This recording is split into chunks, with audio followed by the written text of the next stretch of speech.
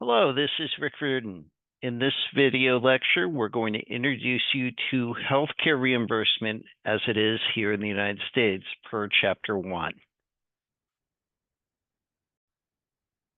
Healthcare in the United States is a business, and this will discuss the third-party payment system that we use here in the United States.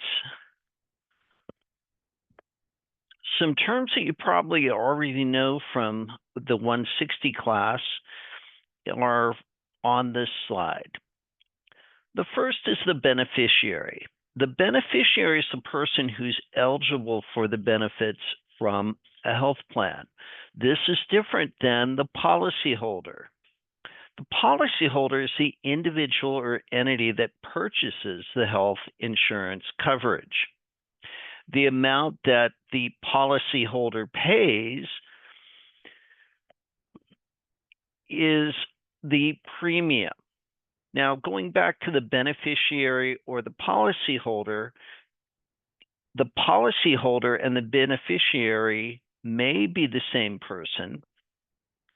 They may not be the same person, right? Depending on the type of policy.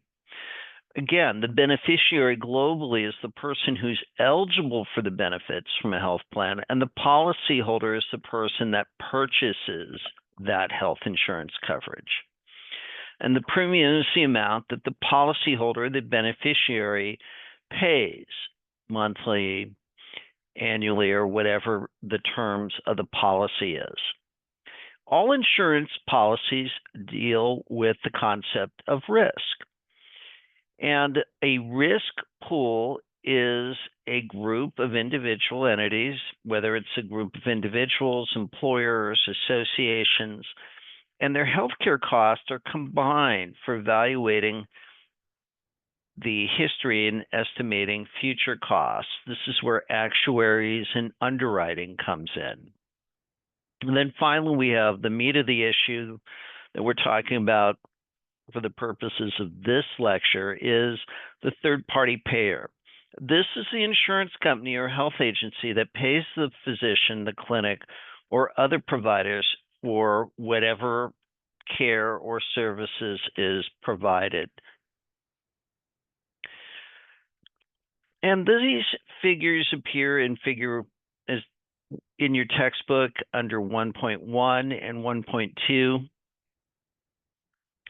The healthcare sector here in the United States accounts for $4 trillion, or almost 20% of the nation's gross domestic product in 2021.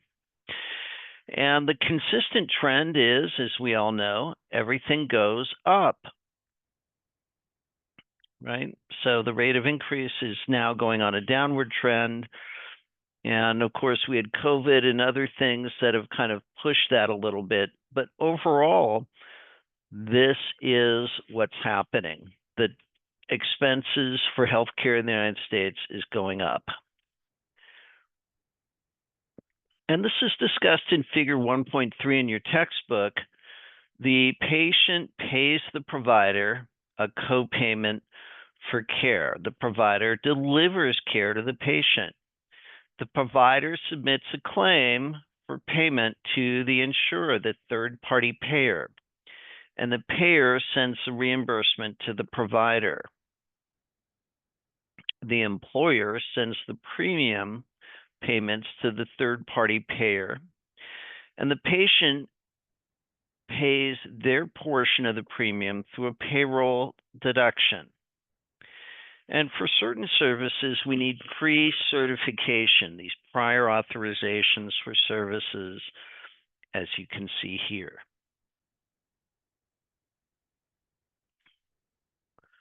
So if we look at healthcare like any other business, we see some similarities and we see some differences, as illustrated in figure 1.4.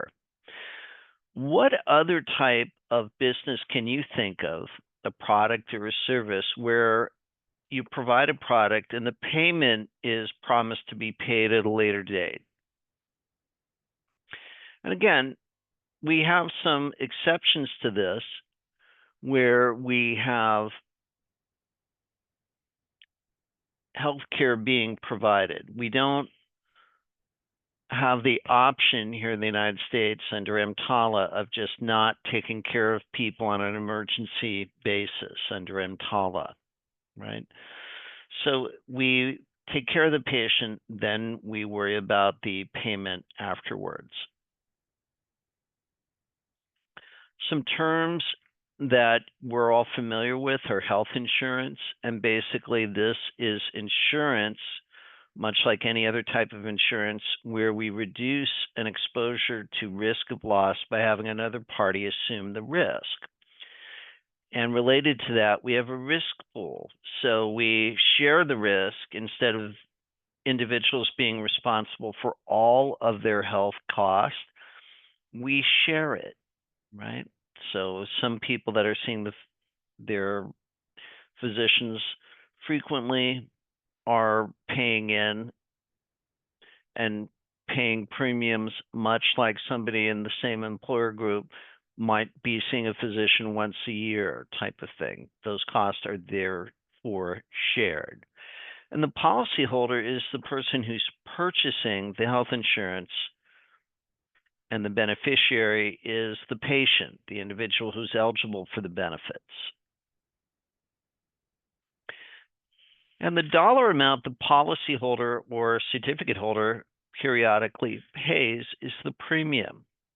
The insurance company assumes those insured's exposure to financial loss for healthcare services mitigates that, so you don't have to pay so much out of pocket. And again, actuarial data we use to calculate the amount of premium that's needed to cover all groups' potential health costs. And these costs are pooled amongst the group, and we have to make sure that the pool for these insured is large enough to cover all losses for the entire group.